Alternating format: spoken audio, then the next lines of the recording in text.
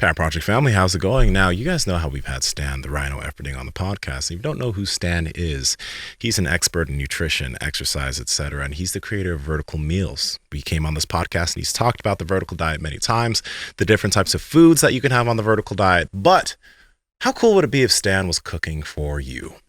That's why we've partnered with Stan Efferding and Vertical Meals. And if you go to their website, you can have an amazing selection all the way from Monster Mash to breakfast samplers. There's an amazing selection of food there, and it all comes right from the mind of Stan the Rhino Efferding. Andrew, how can the people get it? That's right, all the way from Stan Efferding's head straight to your door. Head over to verticaldiet.com and at checkout enter promo code PowerProject for free shipping. And if you order 16 meals or more, you get 2 additional meals absolutely free. Again, that's at verticaldiet.com. Links to them down in the description as well as the podcast show notes. Dude, Andre Malanichev training people in here, it's been amazing. Oh, yeah? It's been so cool. There were some kids in here yesterday. There's some guy that started training maybe about 2-3 weeks ago. Yeah. Just some guy that came in the store, check out some knee sleeves, and he was huge. And I was like, what do you do with yourself? He's like, I'm a contractor. Was he like, when you say huge, he's like muscular huge? Yeah, the guy's like jacked and he's like massive, just like a massive person, big giant head, big giant hands and shit like that. Anyway, I was like, oh, well, it'd be great to have you training in here. Long story short, he came in, trained, he loved it, and then he came back the next 2 weeks with his kids, or one of his kids, and then his kid's like buddy or whatever. Yeah. But they were doing some squats, and Andre, has been helping out with people in the gym, and Andre starts coaching them up, and I'm like, this is so crazy. This is so amazing. I don't know if the kids realize how crazy that is either. Yeah, it's like you got Hoist Gracie teaching you Gracie Jiu-Jitsu, and it's your first day in the gym or something like that. It would be pretty wild, right? Wow. Did anybody explain to the kids who Andre Malanichev was? Yeah, we told them, but they were also like, they kind of knew. They don't know who he is, but just by him demonstrating, and he's like, showing them how to squat and stuff, they're like, yeah, we could tell he's very strong, even though he just has a plate on each side, because he's like instructing us and telling us how to do it as he's like doing his squats. So it's been pretty cool. I wonder how comically light one, like 135, 225, 315, 405 feels to him. Like 405 still probably feels like 135 or something on his body because he's so dense and so thick. It feels like nothing. I know you did a lot of paused sumo deadlifts, and part of the reason that people like doing those is kind of teaches you how to get tight. Ed Cohn talks about like wedging yourself, using the bar to wedge yourself into position on bench squat and deadlift. Mm-hmm. And Ed said that at his strongest, he was able to wedge himself into a deadlift position so strongly that 675 pounds would come off the ground a couple inches before he even started to like apply like a lot of force. Yeah, that's crazy. That's nuts, right? That's fucking wild. So 675 to him probably felt like 315 or 225 to a normal person. Mm-hmm. It is wild how I don't think that ever happened to me with like 6 something, but that definitely happened with me for like 5 plates, a little bit above 5 plates. Like I could just get into position. Yeah, just get into position. The bar would start to rise, and all I had to do was drive through it. So, yeah. Our boy Sean was in here yesterday, and he was telling me that he got back into some jiu-jitsu. He's all fired up and excited. And he said that it's kind of hard for him to come back because he established a certain like rank, like he's like a blue belt or something. He said, so coming back in, he's like, everyone's trying to kill me. And he's like, I'm just trying to take it easy and get back into it. Yeah, no. When you're a blue belt though, it's like, there's this meme, and it's actually a very real thing in jiu-jitsu. A lot of people when they get their blue belt, it's like a high percentage of people just like stop jiu-jitsu. Like there's so many people I know who got their blue belt, stopped, came back 6 years later. Like, and then they're like, I wish I didn't quit back when I got my blue belt. Like that's just the thing. Because the blue belt is actually like one of the harder belts, because when you're a blue belt, you know a lot of jiu-jitsu, but you're still getting murked by like high level blue belts, purple belts, whatever. You're still getting murked. A massive uphill battle. It is. For you to get, it's like a hump. Yeah. Because white belt's a blue belt, okay. Yeah, but blue belt to purple, like there's a big gap there. Purple to brown, the gap's a bit smaller. Brown to black, the gap's a bit smaller. But blue to purple, very large gap. Very large gap. So, yeah. I know what he's dealing with right now. I know a lot of people like that. I got to get myself back in. I only took about 4 classes so far, so I got to get back in there. But I woke up randomly with some sort of weird shoulder thingy that I have going on for the next probably week or so. It hurts pretty bad. I don't know what the hell I did to it, but I couldn't move it for a couple days, and then now it's fine again. So it's not the way you slept or something? It could be. It could be. But I literally couldn't, like, I'm picking my shoulder up, like doing like a lateral raise. I literally I couldn't move my arm. Oh, dang. I was like, holy shit. It felt like I tore something. Oof. Yeah. I don't remember doing anything. How long did that happen? Just like maybe like a week ago. It's starting to finally feel better, but I was like, holy shit. I mean, I don't like to really mess with like ibuprofen and stuff like that, but I needed it. Yeah. My shit hurt. Do you think you need to get that checked? Probably, yeah. I probably need to get like an MRI or something like that. Okay. Yeah, because I don't know what the hell happened. It's weird when body shit happens out of nowhere. Yeah, but sometimes that just happens to me. And then next thing you know, I'm fine. I came here yesterday night, and since we had Chris on, I was like, okay, let me see how I can just like mix in some cardio shit in with what I do. So in between sets of like lifts, anything I was doing weighted, I'd push the sled forward and I'd run back with the I'd run backwards with the other sled, and then I'd go do my other set, push the sled forward, run backwards with the other sled, and I'd just go and do that. And it was good. It was good. I'm gonna mess around with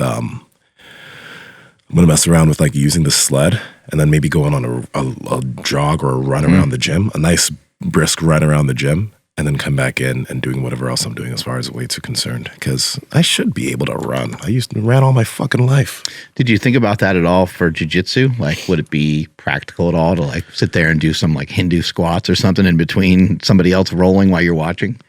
You know, while I'm over there, couple push-ups or something maybe. I mean, you probably want to pay attention to what the hell's going on and support everybody too, right? Yeah. Well, you mean like during sparring in class or something? Yeah, like if someone else is using the mat or someone else has their time and then you're kind of off to the side for a few minutes. Yeah, I'm never off to the side though. That's the thing. So like going for like an hour straight. When we're sparring, if you want to, you can sit by while another round goes by and then go back in. But I don't take breaks in sparring. So I do one and then I get another person. I don't really stop. So I'm already not getting rest there, which is super helpful. But I can with what Chris was talking about, I can challenge my cardio in different ways, especially when he talked about the standing aspect of things. Because in jiu-jitsu, like there are people who play a lot on their feet. There are people who like pull guard and then they're on the ground doing that. And I should probably increase my endurance on my feet, which is why the sled and running is probably going to be beneficial for that. You know, they talk about even 100 meters is a battle of who decelerates the least. You know, and if you think about like fights or combat in a sense, obviously the skill level plays into it massively. Yeah. The strength and flexibility. You know, there's so many factors. But if you could be at 90% no matter what, and not have it be compromised like over that, like where you're at 90% of your strength in whatever round is like the last round, and you're still able to be explosive and defend yourself and probably win a lot of matches just by simply not getting more fatigued. Absolutely. And you know, the interesting thing is there haven't been there aren't many sparring sessions or any sparring sessions currently where I'm having to use a high percentage of my actual strength for anything. Even when I'm rolling with like upper belts. So and their skill level is high. So the thing is like, I do go to other schools and I do roll, but I told you guys this before. My big thing is I want to use the least energy possible to get the tap. And if I can do that, that means my jiu-jitsu is super efficient, because people that are really, really efficient at jiu-jitsu, they're not over here going at 90% with shit and like using all their strength. They're able to have really good technique. And then the strength is like, I don't even know how to, there's a word for it. The strength is just there. It's like because of the way they use their body and their pressure, they don't have to apply all that force. They can just use their body to do that and use their body to move things rather than having to use one limb to do something. And if you're smart, then you're more efficient anyway and you're in better spot, so you don't have to like overexert yourself to get out of it because you already knew it was coming beforehand because you're like a move or two ahead. Exactly. But now it's like, okay, since I find that I'm not doing that in sparring, or I have no need to use that level of strength in sparring, how can then I still increase that capacity outside? Because I'm not increasing that capacity, obviously, while I'm sparring. And I think that's where things like the sled and maybe doing a more high intensity run while doing workouts here can play. Because if I'm not doing that, if I'm not having to roll with that intensity, then if I ever have to get into that intensity during a match, I might not have the battery to maintain that intensity for a long amount of time. Ideally, I don't want to even have to go there. Right. But if I do, can I maintain it? So I've noticed that there's some differences between certain exercises. Like for example, a burpee is challenging, because you're covering so much like distance or ground. Yeah. But it can be done pretty explosively, and it's not slow, so it doesn't fatigue you the same way as like pulling the sled would, because the sled like takes like longer in duration. But I think mixing stuff like that is really smart. Like maybe you go down and back with a sled, whatever way you want, and then you do 20 push-ups.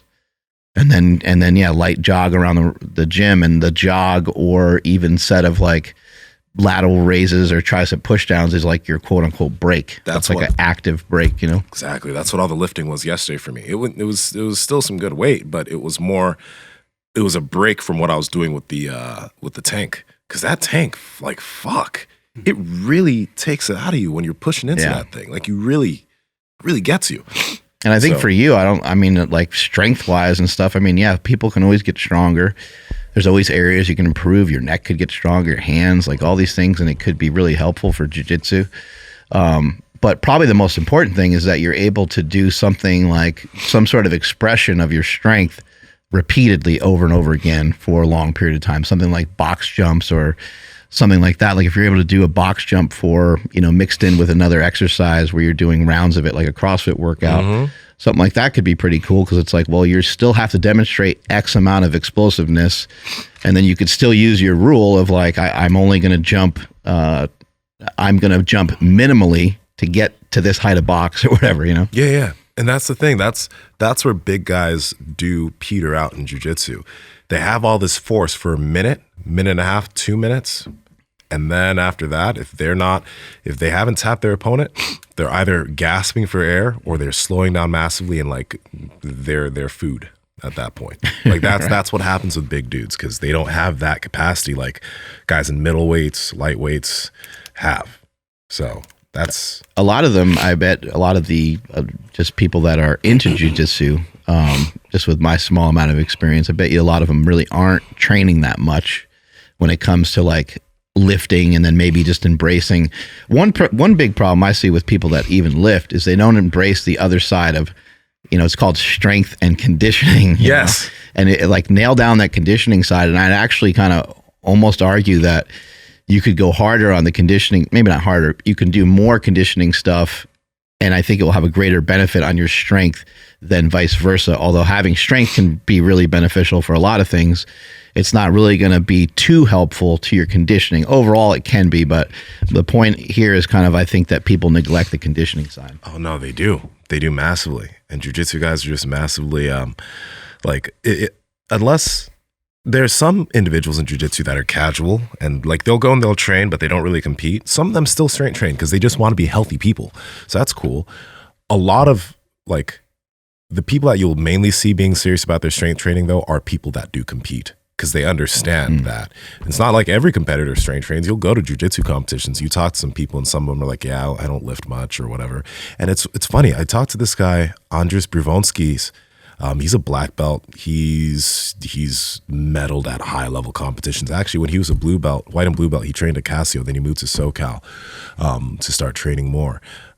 But he's put out a lot of instructionals and shit. And we were talking, and he was like, "Yeah, I need to do more strength training because like I find that like I get quite injured a lot when I don't focus on it. You know what I mean? And that's the common trend with a lot of these jiu-jitsu guys. Like, I got injured again. Do you strength train?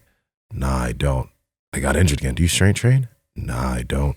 Like that's one thing that like if you're stronger, your body has the ability to be more resilient. And it's like with this sport, the ability to get injured with the types of movements you're doing is high.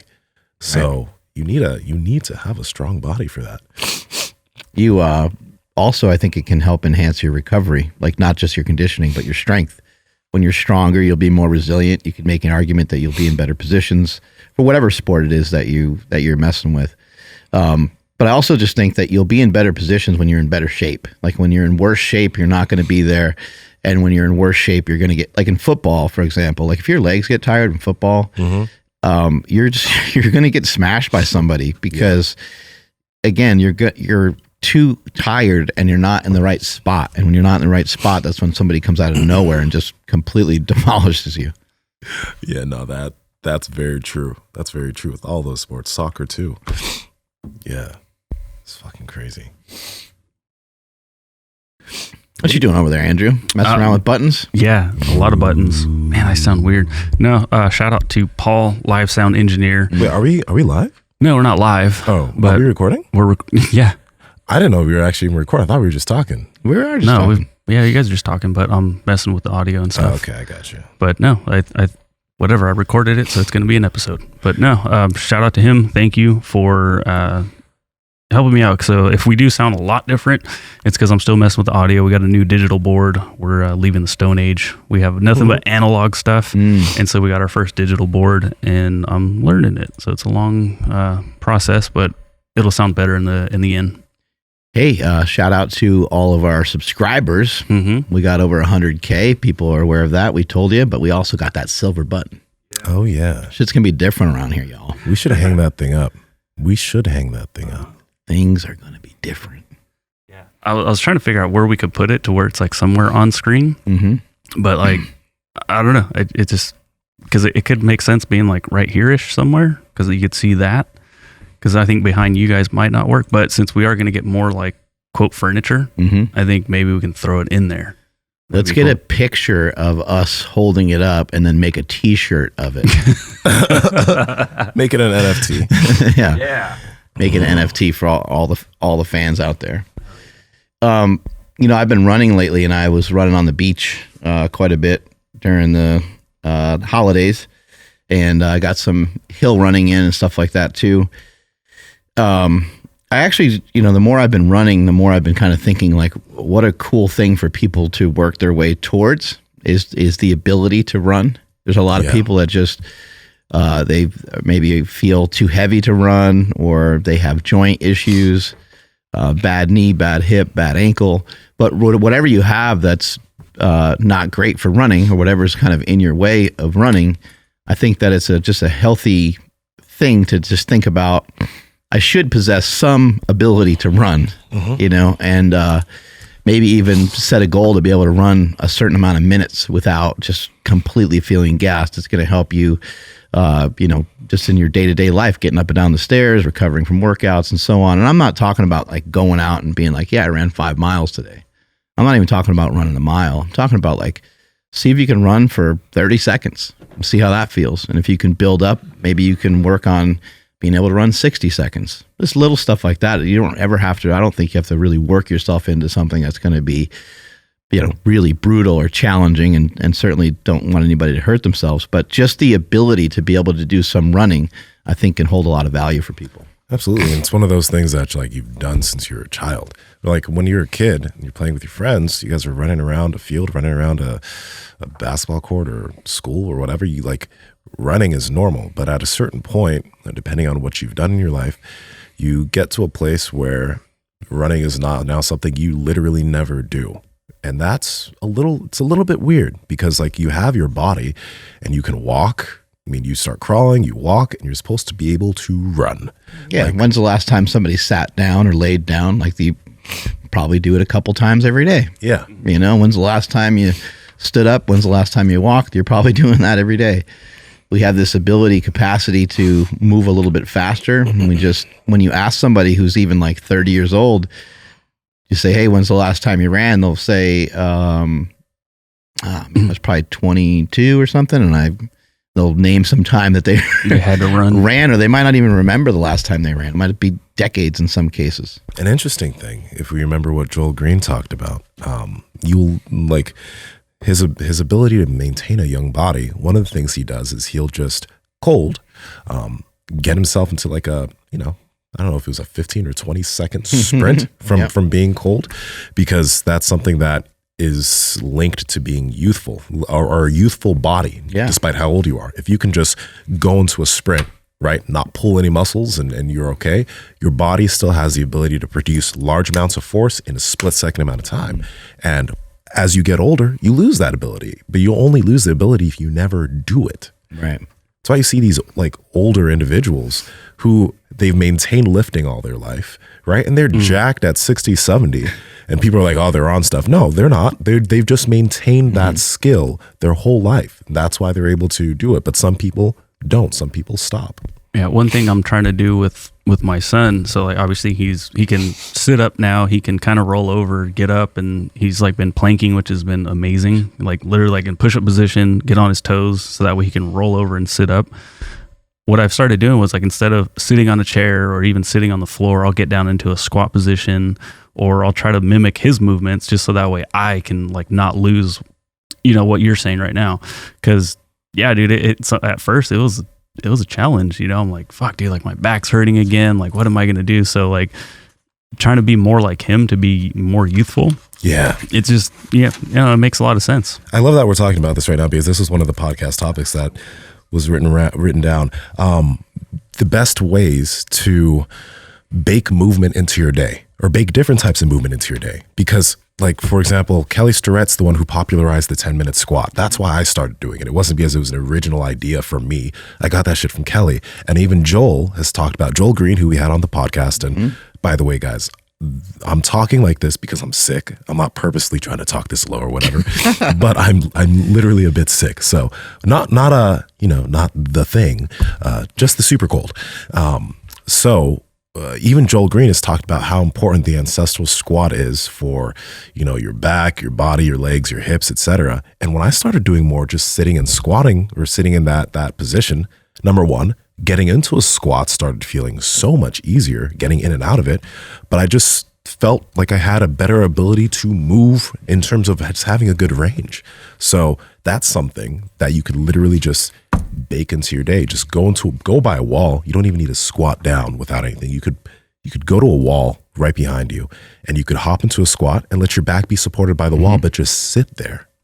I actually found that doing with my back supported, for me, felt like a little bit better in terms of like a stretch, just because sitting down in a squat position for a long period of time just feels kind of uncomfortable for me.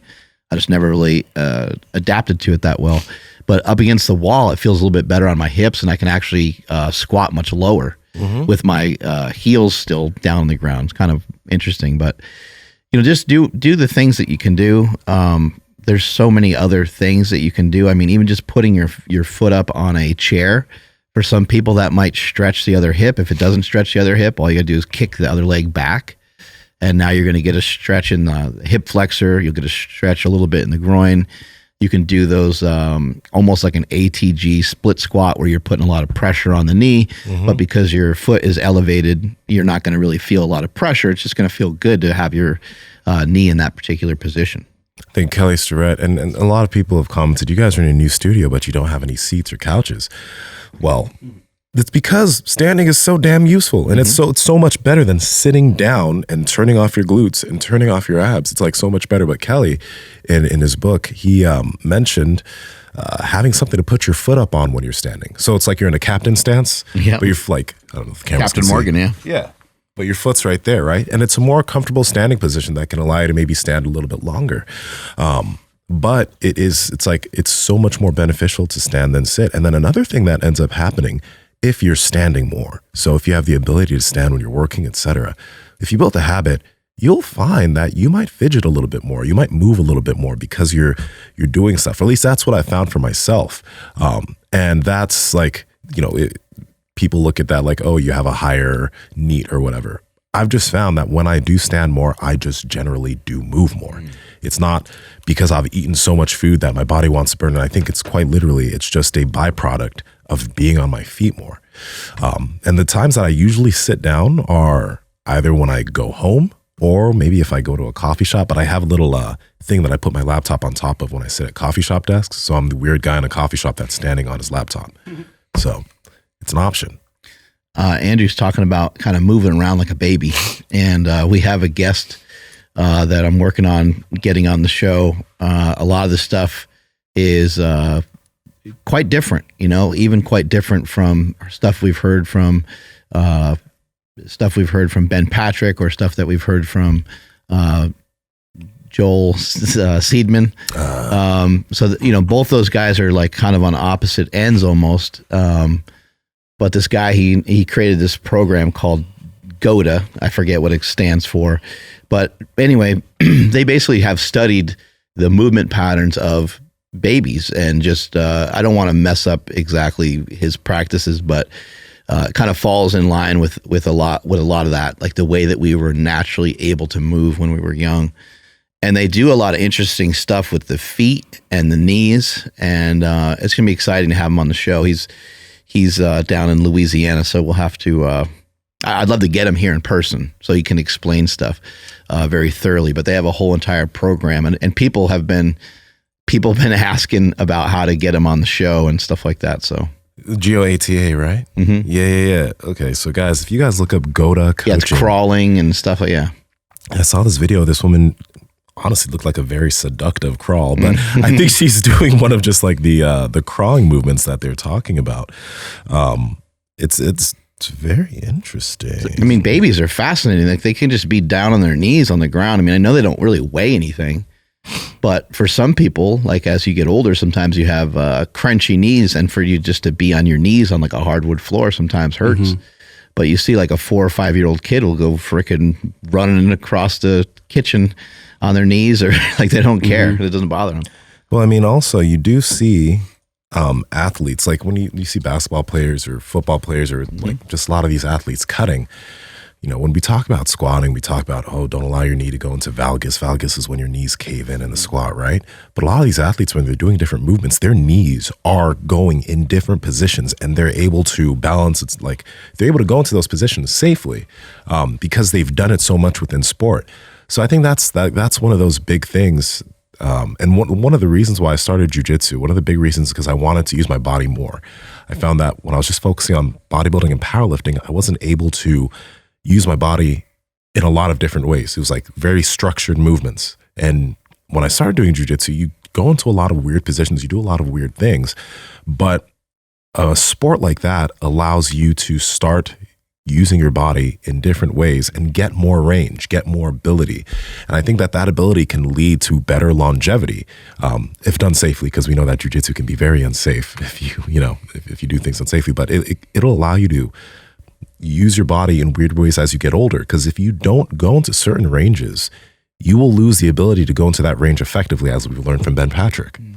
Pat Project family, know how we're always looking out for you on this podcast. That's why we've partnered with Magic Spoon Cereal, because sometimes eating bland, boring food is kind of boring. So Magic Spoon allows you to have that fun cereal that you used to eat as a kid, but with great freaking macros, dude. It's like 13 grams of protein, 4 grams of net carbs, 0 grams of sugar, and it actually tastes good and not like cardboard. Andrew, you can attest. Yeah, absolutely. And the great thing, again, I always say this, it passes the kid test. My kid likes it. My wife likes it.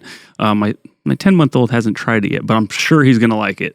And if you guys want to take advantage of this, we have an awesome offer. So head over to magicspoon.com/powerproject and you'll receive $5 off a variety pack. No code needed. Once you guys go to that website, you'll see a banner across the top saying that you're going to automatically receive that at checkout. Again, magicspoon.com/powerproject. Links to them down in the description, as well as the podcast show notes. You're getting shoved into position like differently than if you are... than if you're stretching. I mean, you're in jiu-jitsu, you're getting like forced into certain things. And then there's a lot of, like, I think it's a almost healthier version of stretching, even though, like you said, pointed out, it can certainly have its dangers, especially when you're competing. But if you think about, like, you got someone in your guard and you're trying to trying to squeeze them and control them a bit, that's a lot of, almost like PNF style of stretching, because you're flexing for a second and then you're easing up, and you're letting certain things happen and trying to prevent other things from happening. And then also the person might be like stacking you up, and now you're, getting your vertebrae to stretch quite a bit. And that, again, can be dangerous, can get uncomfortable depending on someone's skill level, how well they can do that to you. You can almost feel like you're choking out just from that position alone. But in general, I think it's a great practice to kind of get some of your mobility in without having to, spend hours and hours of stretching. It was a great thing that you just mentioned there. Anybody who does jujitsu knows what a close guard is. It's when like maybe your opponent's on their knees and your legs are wrapped around them, and your opponent, to break out of your close guard, you're squeezing your legs together to keep them there, and you're doing shit. But your opponent has to push down on maybe one of your knees and keep you down to push open and pry open that leg. So you're staying tight as your opponent is pushing against your now staying tight legs, right? That is PNF. Like that is going. And how the hell else would you ever train that particular muscle? Right? Like it probably never gets worked on anything except for that move right there. Exactly. And guys, if you don't know what PNF is, it's proprioceptive neuromuscular facilitation. It's like when you go into a stretch and then like, let's say that you are, a banded hamstring stretch is a nice idea, version of that. You go back and you stretch on the ground. You pull on the band. And you let your legs stretch. Then give a little resistance to the band for 10 seconds, 5 seconds, 10, 15 seconds. Yeah. And then you release, and then you pull on the band a little bit harder. And you're able to go farther after you do that. A lot further, a lot of times. Exactly. That's why it's so effective. Who's the Ron Pena was talking about that with us? Oh yeah, with I think Ron was talking about Pavel Testostolines and a couple other people. Testostolines. I don't know how to say his name. I think it's like Tatsu. Yeah. Pavel. Testosterones. Pavel Testosterones. Why is that so funny? It's an amazing name. Why is that? I don't know. It got me for some reason. I'm sorry. I hope you didn't lose your train of thought. No, I'm good. All right, good. Pavel Testosterone. What do we have on the podcast? Let's see how it's spelled. Oh yeah, he would fucking throat chop both of us, and we would just. So, comrade, that is not my name. Yeah. So, how do I even start to search for this name? PAVL kettlebell. Oh, Just type in Pavel kettlebell. He'll pop up. Yeah, we both sniffling over here, man. I know. You got the super cold too, huh? Mm-hmm. Sheesh. I hope I don't get Andrew. Andrew's not going to get sick. He's going to leave here strong. He's all right. let me see if I can just like have Google pronounce it. But you can apply some of that to actual lifting, where people will take a heavier weight. They'll do a heavier weight, or they'll sometimes use like an isometric where they're like pushing on something for a little bit. I know, what the hell's the guy's name? Josh Bryant. There we go. Josh Bryant uses that a lot, where he'll do like an isometric push and then he'll do like a bench press. Yeah. Tsatsuin. There we go. Babel Tatsuin, as he would say. Tsatsuin. But you know, so this is not as many letters in there as I thought. I thought there were more letters in there. Maybe that's why I got it so screwed up. You're like Tsatsuin. He's like, look at that coming for you. He kind of disappeared. Like, you don't really see as much about him anymore. The last time I saw him on anything was on that Rogan episode. Like, it's impressive where he's doing that split and then he has the kettlebell pressed over his head. Mm-hmm. That looks fucking hard. Yeah, but I lifters, I think can gain a lot of, you're right. When you mentioned strength conditioning at the beginning of the episode, I know a lot of people are athletes. So in the context of powerlifting, some athletes are like, I don't want to get that much mobility or that much range because maybe that would make me a bit weaker on my squat or my bench or whatever, and even, who's the back? Stuart McGill talked about like how, I think I asked him the question about, would this not be beneficial for me doing all this mobility? He's like, well, do you want to be a champion in powerlifting? I was like, oh, well, if you want to be a champion in powerlifting, you probably don't want to have that much flex in your spine. You know what I mean? And as much as I understand that, that is a goal for a lot of people. But I think for many people that listen to the show, some of their goals is I want to be jacked strong, but I also want to live a great long life. You know what I mean? And to move well, to feel good every day. I think that has you doing things in crazy, or not crazy ranges, but long ranges. A quick example, I posted on TikTok an incline chest press, right? And when I do incline chest pressing, I have I over the years I've been able to get a good amount of mobility where I can come all the way down here and still feel everything here and not feel unsafe in my shoulder, right? And a lot of people are commenting, you don't want to go that far because it's going to damage your shoulder, etc. And I think, like, my thing is that you should go to your end range and just continue to slowly and safely push that end range, because I can produce force from back here. I can, right? Some people can't get their shoulder back here and have it safe. But if you can get yourself there, you now have just more range to work with in general. There's other things to consider too that, you know, people on the internet, they don't have any idea what they're talking about. When you go to do an exercise, how much you arch definitely will have an impact on how much the shoulder moves too. So if you were stiff as a board and you weren't trying to arch at all, and you let the shoulders rotate like that, I'm not saying it would be dangerous. I'm just saying it would be new for you, since you probably don't normally bench that way. And some of the people that made some comments could be correct, like, hey, that could potentially be unsafe. But again, you always just want to be prepared for whatever it is that you're about to try to do. So if you've trained that way before and you've done these movements before, there's other things to work on other than just increasing the weight. Increasing the range of motion might be a good idea, especially if you're stiff. If you really struggle in a certain area, why not attack that a little bit? Why not say, hey, you know what? Like, I've been pushing the 80s for a long time, and yes, I do want to do the 100s, but let me go down in weight. Let me do it the right way. In the long run, you're going to be stronger. You're going to be healthier for it. Where I've seen people make the biggest mistakes is when they really just, they only lean in on their strengths and they only rely on their strengths. Your luck will run out at a certain point. For some people, like, they might be able to go really far. They might be able to make it very, very far without really working on a lot of other stuff. But in all my years of powerlifting, I've never seen it be detrimental to anyone that I've seen start to incorporate a stretching program. I've never seen it be something that was a negative. I've seen it only be a positive. And I've never noticed any of these athletes, all of a sudden being able to bring their knee to their face either. You know, it did help their mobility. What I believe it does, Steffi Cohen, multiple time world record holder, worked a lot on her mobility and flexibility. What I've seen from most people and what I saw described by her was, it's not going to necessarily help you that much with that particular day, which we know that it can, because we've seen Kelly Starrett, do some things where he distracts the hip a bit and the hip opens up a little bit more. And now you got an extra inch of range of motion on your squat or something like that. Yeah. But that's not the point of doing these things. I think that people think that that's the point of doing these things. Oh, now I'm warmed up. I can move better. That's only a small percentage of what you're actually trying to do. What you're actually trying to do is open everything up so that you have more access to more mobility kind of at all times, rather than just when you only do the stretch.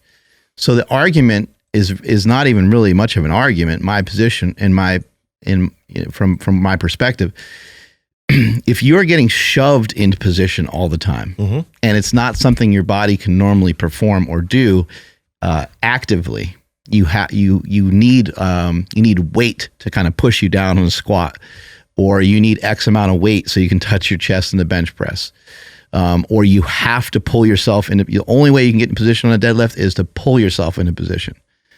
All those things are not necessarily great. They can create some tightness. They can give you kind of a cue on when to explode, and you can learn some of this stuff. But from everything I've seen and just everything I've known over the years, you will be better off if you can get yourself into those positions yourself, because if you get into a compromised position, you're going to most likely be able to get out of that compromised position a lot easier and a lot more effectively. And honestly, like, a cool thing that you can do and apply fairly safely is use some weights to move into these positions. So we're not just talking about just stretching. I still stretch every now and then, just static, but use, like, for example, if you want to squat, right, and you want to increase your mobility with squatting, maybe just take the bar, maybe 95 pounds if you're a really strong person, or 135, and allow yourself to squat as low as you can.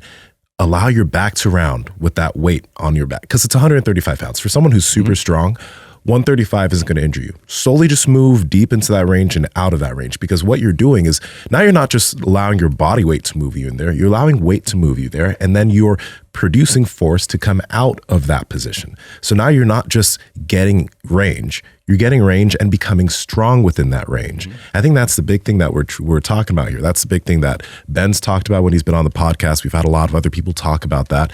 You don't want to just be able to have access to those ranges. You do, but do you have access to these ranges, and can you utilize that access and be strong coming out of it? You know what I mean? In jiu-jitsu, if somebody gets me in a long arm bar, either I'm just stuck here or I can get myself to be able to roll out of that position because I have access to moving around in this range. It's not with a lack of control. And that's what you can do using weights. That's why with the dumbbells on the incline press, I come all the way down there, but I have access there. Not everything's turning off. And you can train that. It feels good too. I mean, I think it feels good to get a little bit of a stretch. And I think that's where a little bit of that muscle stiffness and soreness will come in the next day. How much of that you need, who the hell knows? But I know that it feels good. I know that also just a lot of the other types of training that we've been incorporating in here have been really beneficial. Just stuff that you would think is so stupid, like training your shins, training your tibs. I got the shirt on today. Chicks dig big tibs. There's a lot of stuff that we've been doing where it years ago I would have thought like, this is kind of dumb. Like, what does this have to do with increasing your total, for God's sakes? But pushing a sled backwards, pushing a tank backwards, we put like a band on the tank and we push it backwards that way, and that has a really good effect. It blows the legs up, and I mean, there's just a lot of stuff I've been doing that I haven't never really tried before, and I feel fucking awesome. I feel really good. I've been running almost every day. My body feels good. I feel like I can jump. I feel like I can sprint. I haven't really tested that much yet, but I saw you running on the beach, man. Yeah. You're looking good, dude. Yeah, I can run pretty good. I like I said, I haven't tested much in terms of jumping, but that is something I would like to incorporate some of, just because when Chris Hinshaw was here, he was just saying like, this is a great way to warm up. And he wasn't even talking about jumping on anything high. He's talking about jumping on like a 12-inch box, just doing it rapidly, just to kind of wake up your CNS. And I was like, that's so smart. That's so simple, and you're not gonna hurt yourself. It's just a way to wake yourself up. That's why that animal flow stuff is so fun or so interesting to me, because you just move in all those different ranges. But I don't think Chris mentioned this during the podcast when he was talking about your running, but he mentioned it to me before we got on the podcast. So he was mentioning how that when people, experienced runners, when they run, their feet are really quiet. Like you don't hear them, right? Because they're good at it. So now like those, I think you've called running small successive jumps, those are very quiet. And he said he was running by you and listening to you run, and your steps at 240 pounds or whatever were just as quiet, if not even quieter than his. That's fucking crazy. Yeah, he was trying to listen for it. He's like, do you hear your feet? I was like, nope. He's like, neither do I. Why? Wait, but this is the thing. You haven't run, like you've been running, but what do you, like, have your steps always been that quiet? Like, cause you just started doing this like for the past, year and a half? And what shoes are you wearing? The Hulkas? I'm usually just in a pair of like Nikes, but I kind of wear a little bit of padded shoes because I am aware of like heel strikes and kind of like what they can kind of do to you. But I don't really strike with the heel of my foot anyway. That was happening a little early on because I didn't know I was overstriding. I think that people always think about like opening up their stride. And I think one of the things that has been helpful in being quiet is when I first started running, I couldn't really run very well. I ran like I was like wounded a little bit, because my feet weren't really coming off the ground a lot. So it was literally like a shuffle. And if you shuffle like that, like it doesn't make hardly any noise. And then I overstrided for a bit and that hurt my knee and I was messed up for like 2 weeks. Then we had Zach Bitter here, and Zach taught me to lean forward a bit, not worry about the stride at all, just bring my knees up. And all of that without allowing the chest to fall was kind of his running cues. And that just fucking worked. It worked great for me because now all I was doing is picking my knees up a little bit further than before. And on top of that, when I was young, I used to be able to mimic just about anything from a physical standpoint. It was, I think, years and years of powerlifting, years of doing things on this kind of like one-dimensional plane where you only bench, squat, and deadlift. I was never super mobile. I was never a crazy athlete. But if you showed me something, especially like football-wise or something like that, or even basketball, I can mimic it halfway decently. Like I could do a left-handed layup, and I could do. I wasn't amazing at any of them, but I could mimic them pretty well. So I do have that in my background of being athletic. And when I did some track, and when I did track, I threw the shot put and the discus, but I also ran the 4x100 meter and did the 100-meter dash and shit like that. So I was pretty quick. I had pretty good speed, and the part of the reason why I'm working on this running right now is because I would like to work on like more sprinting, and I've tried sprinting before, but it was too much for me. And then I also was like, well, I'll never be able to really run fast if every time I go to sprint, I'm pretty much getting hurt. So I'm like, let me back way up. Let me build up some conditioning. Let me have fun with some of this for a while, and then I'll work on doing some sprints here and there. Man, I think that's if that shows anything, it's like any parents listening, put your kids in some sports. Like it teaches you how to use your body early on, which I think it's a huge deal, and it makes such a big difference. When we had Jim Wendler on, guys, go listen to that episode if you haven't already, with Jim Wendler, the guy who made 531. That's the first powerlifting program I ever did. He was just talking about how important it is and how big of a difference it makes if kids do something athletic at a young age. It makes a huge difference, not just on their ability to use their body, but also their fitness, their ability to maintain their fitness into their into their adulthood. One little trend that I did notice is that people who were athletes when they were younger, when they do get back into the training game, for some reason, it does seem that just like losing weight and getting back in shape is a much easier thing for them. But if you've never done anything, it's totally new, and it can be quite difficult. So it's a great way to get exercise in too. Yeah. It's a great way to get in. You don't have to really worry about your kid, like, going for a walk and stuff like that. They don't necessarily, not that those things would be bad, but they just don't need it. They don't need to really like work on like stretching and stuff because they're active, and probably in the sport that they're doing, they might stretch anyway. But because of the range of motions that the kids go through, and because of how much motion they have going on, you could worry less about their food. You don't have to think about their food as much. You know that they're not just in their room. You know that they're not talking to weird people on the internet. They're actually participating in something. And then they're also learning the value of, how far do you want to take this? Like your swimming time is your swimming time. Your soccer game is, okay, the coach put you in, a couple times when you guys had a pretty good lead. Like, is that fine? Like, you want to play this, you want to be on the soccer team that way, is just because it's fun socially and you got some buddies on there. That's one way to do it. Or are you kind of thinking like, you know what, man, I can handle this shit. I'm going to work on being able to do more stuff with my left foot. I'm going to work on, whatever the hell it is, all the different things, your conditioning, all the different things you might need to work on for a particular sport. And you see that in kids. You'll see them like, they'll take the initiative. They'll either like lean way into it, or they'll just back way up. And that's how you know if your kid is really determined to like want to be better in that particular thing.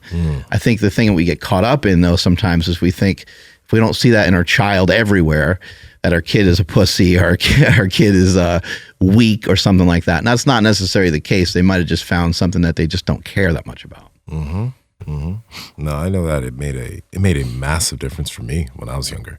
Because my mom put me in a bunch of different sports, and then she made me choose one when I got to high school. Chose soccer because I knew I wasn't going to be like 6'8" or 6'9", so that ended up working well. But not only did it keep me out of like just a lot of shit, it kind of rooted in being physical for me. You know what I mean? That's why, like, to this day, it's a normal thing for like working out, like all the stuff that we're doing currently. It's just like breathing. It's like, if I don't do it, that's when I feel weird, And I think if what we're talking about here, all these different types of movements, you want to get to a place where if you don't move, if you're not standing, if you're sitting too long, you feel weird for sitting too long. And right now, sitting down for long hours of your day, that culture is normal. And we want to make that we want at least everyone listening to this show in the next, whatever, months, years, or whatever, we want that mode of living to be extremely abnormal for you. And we want you to be feeling uncomfortable if you don't move enough. Because if you don't move enough, or if you're feeling uncomfortable and not moving enough, chances are that staying in shape is also going to be a very, very, very, very easy thing for you to be able to do. Your body will call for it. Your body will like want to express itself through some sort of movement. And you'll find yourself leaning into more stuff like that rather than just sitting and watching TV or sitting there and just messing around on the internet. I think once you get yourself moving, it's like more encouraging to move more, which we've talked about a bunch of times on this show before. Yeah. The hard thing is to take that initial step. Yes. You know, so we mention a lot of different things here, but there's just so many different versions of exercise. Maybe you do pick up a recreational sport that you do with your friends. Just because you're 35 or 40 doesn't mean you can't play any of these sports. Doesn't mean you can't get involved in a volleyball league or a softball thing or something like that. Just whatever way you can try to pick up more activity. Another thing too is just to try to get around people that are your friends that are kind of active or that are into nutrition. Those habits will definitely have an impact. I mean, when people stay with me, when every year we go to Bodega Bay for Thanksgiving, and anyone that is kind of participating in like eating the Thanksgiving food and eating all the different things that we cook kind of during the couple days that surround it, everybody knows that I walk in the morning. And so we all go on a walk, you know, and sometimes it's like a walk run, but everyone there is kind of like, this is just simple. Like I want to go spend time with them anyway. So Andy and I, so we'll just go and like walk with them, and everybody that we're with, they like to be active as well. And who doesn't like a walk on the beach? But there's people probably in your life that, you know, there's a mom or dad or somebody in your family that's probably going on a bike ride or going on a walk or doing something often. And you can just say, hey, you mind if I come with you? Yeah, no, that's an amazing thing. And I think finding people or like, yeah, friends that do like to do that. Like a lot of my friends like to walk now. And it's not because of me, like I've found other people who like to just go and take walks. Hikes and stuff too. Exactly. So now when I do things with a lot of people, it's not just like, oh, let's meet up at a coffee shop and talk. It's like, oh, let's meet up at this coffee shop and then we're just going to walk downtown. Like we're just going to walk for an hour and talk. That's how I hang out with people a lot of the times. We're walking, we're not sitting. So use that. Like I think again, the simplest thing and the simplest form of everything that we've been talking about is the walks that you've been talking about, right? So now when you do things with people, just go do it and walk outside. You know, if you're going to hang out with people, just go maybe take a walk before you do other things. Movement begets more movement. Yeah. When Sean was in here, Provost, when he was in here yesterday, we walked before the workout and we got done with the workout and then we just started chit-chatting because we haven't seen each other in a while. So we just started talking and I'm like, oh, let's just go walk, you know? So we went around the kind of the big loop the second time around, but it's like, it's not hard to stay active that way just by, you know, trying to figure out a way to continue to move. And during the holidays is the worst. You know, I think people they move even less and they usually eat even more. And so I think you saw like a lot of different advice being thrown around on social media about kind of like what to do. And we've talked many times on this show about, you know, what to do and how to play it. And I just think that like just having some sort of strategy of some kind is a good idea. Even if you're just like, you know what, for that day, I'm just going to do whatever I want. That's a strategy, you know, as long as you're thinking about it. You know, what are you going to do the day before or the day after? Are you going to worry about trying to counter it at all? Or are you not concerned about it at all? But just have some sort of plan, because there's no reason why people need to be suffering as much as they are in this country from all the disease. And most of them are from metabolic issues. And it's like, you don't have to gain 3 or 5 pounds every year just because you overate towards the end of the year. You know, it's kind of and then you're thinking about trying to lose it for the summer and so on, and just this kind of cyclical thing. And not only are you gaining body fat, but you're also losing muscle over the years if you're not training. And then you're kind of increasing and enhancing your aging. which I think is the worst part of it all, because who really cares whether you have a six-pack or not? But it kind of sucks if you're 55, but your body's actually like 65, or you can't do some of the things that you once loved to do, and you don't even know where to start on how to get back to those things. Yeah, it's a very, like you mentioned, it's the thing that's hardest is the first step to doing all of this. But if you can just start doing small things each day, and when I say that, I mean like when you're watching TV with your family, Kelly Starrett's talked about the couch stretch, but you don't even have to start with the couch stretch. You could just like sit in a squat by your couch, by yourself or with your kid or whatever, just do that. After you eat, go take a walk each day. If you don't want to get yourself a full-on laptop stand, if you work from like a laptop, on Amazon, they have a laptop riser, and it's just like, it's this thing I put in my backpack. You can flip it up, you can put your laptop in it, you can stand when you work. They're very simple, inexpensive things that you can do that are going to move you in the right direction to be able to have longevity as far as movement's concerned for your entire life. And it starts with the smallest things. And then if you want to, you can start doing some jujitsu and some crazy shit. And jujitsu's not crazy, but you can start doing more stuff. But just start with the basic things first. It'll make a huge difference for you. What you got over there, Andrew?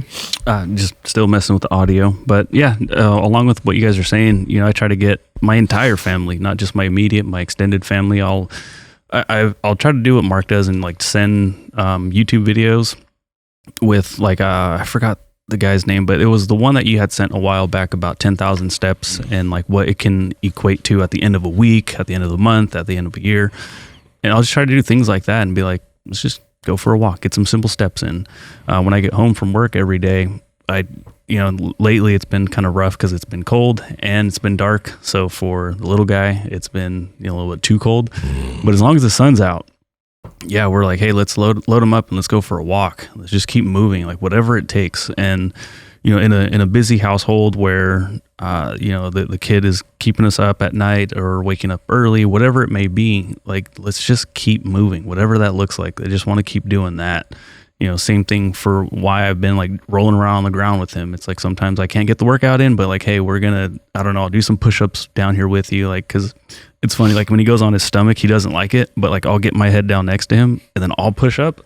And then he'll kind of push up too. He'll kind of do like it's like a yoga pose, you know, where like his legs are on the ground and then his head's up. Downward down. No, it's not downward. Yeah, I don't. Cobra? That's a Sphinx. I think Cobra it's a cobra. Sphinx. Yeah. And so he'll do that. And like, so that's just like I said, just like more movement. Like it's just a simple recipe. Like it's not too difficult to just move a little bit more. Mm-hmm. Mark, you walk inside the house. Like that's pretty simple. Have you ever seen your kid do like, they just like, on their stomach and they just like push their hand, like they do like Superman? Yeah. Oh, like almost like he's falling out of a plane. And you're like, how do they do that? Because they're able to get their head up and arch their back really good and their hands and their feet all at the same time. You're like, that looks like the hardest movement ever. He'll stretch, he'll stretch.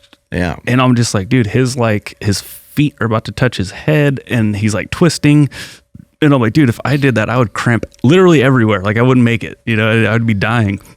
Yeah, the way their hips move and stuff, you're like, holy shit. Yeah. No, he's getting there, man. He's starting to I think he called it like the pool walk, where like he'll latch onto something and then kind of, so he's just holding himself up. But what he does, because his teeth are poking through now, so he's having a hard time with that, but he'll just like grab onto something and just like bite it and just kind of hang out there. So it's pretty funny. So yeah, he's definitely keeping us on our toes, especially now that he is moving around. Yeah. And our house is not childproof. We got like, our fireplace is just bricks exposed and it's just like. He'll learn quick. So. Good. Yeah, exactly. Yeah, go touch that fire. I know. Learn what fire happens. does. I know, and it's tough. It's tough because like he'll be crying on his belly because he wants to get up and I'll be like, nope, I'm not, like, you know how to do it. You can do it. And then he'll do it. And I'm like, see, no big deal. I'm going to make my kid I'm gonna make him an animal. You're gonna be like Omni-Man. I'm gonna give him all types. I'm gonna make him roll in grass and dirt. Yeah. Oh, I'm gonna expose him to pathogens. Yeah. He's gonna have the strongest he or she is gonna have the strongest immune system ever. You do your best, and it's like no plastics, no this, no that. And it's just like fuck it. It's so hard. Like everything is everywhere. But yeah, dude, it's a trip. That's for sure. It's gonna be fun. You'll have fun. Yeah. I feel like a baby's just a big old science experiment, man. You just don't want to mess it up. You have my kid's gonna, yeah, it's gonna be great. I'm gonna take him to Africa, right? Maybe get him some other pathogens from there. We'll come back. Boy, this boy's gonna have no allergies, man. Pathogens. I'm excited. Who am I getting pregnant? We can try. A show of hands, please. That's so funny. Oh man. But yeah, man. This was a good one. In the comments, guys, let us know, like, as far as movement, what are you guys going to start implementing from what we talked about in this episode? Because you should just start doing something. Start doing something each day and just make it a habit. And then start moving more. It will make a very big difference for you. Start doing some shit. I had an amazing Piedmontese standing rib roast For Thanksgiving? I saw that. Yep. My brother cooked it up last year too, and it was amazing. Just sticks it in the oven and then just shuts the oven off, puts the oven at like 500 and shuts the oven off and then just leaves it in there for like 2 hours. Golly. And it's fucking amazing. It was so good. That's not fair. Our turkey was good too. Our turkey was actually pretty good, but I ate a lot of prime rib basically from that standing rib roast. I had some steak and some goat head pepper soup. Goat head pepper soup. My throat wasn't allowing me to eat too much stuff, so I had that, and my mom made some of that soup, and it was a good thing. Is it like super spicy or yes. okay? It's quite spicy. Goat head pepper soup, man. It's like I don't know. Yeah, on my. I've never had like non-peppered goat head soup. It's good shit. You need the pepper in there. Yeah, gotta throw it in there. Yeah, I didn't get no Piedmontese this Thanksgiving. Oh, I know. So sad. I was upset. Why? It was not in the cards this year. Oh, I know. I'm bummed. I didn't have any left. Oh, well, that's a good problem to have. Guys, you guys really should. We talk about Piedmontese all the time because we love Piedmontese, and that's the meat that we're going to be eating till the day we die. But real talk, like the range of meat, you have steaks like the flat irons that are low fat, high protein, and other steaks like the ribeyes that are high fat, high protein. Like, it's like, you can't go wrong. If you're trying to do any type of diet, you can make steak fit, and you don't have to eat like tilapia or chicken or whatever. Not that they're bad, but steak is better. So check them out.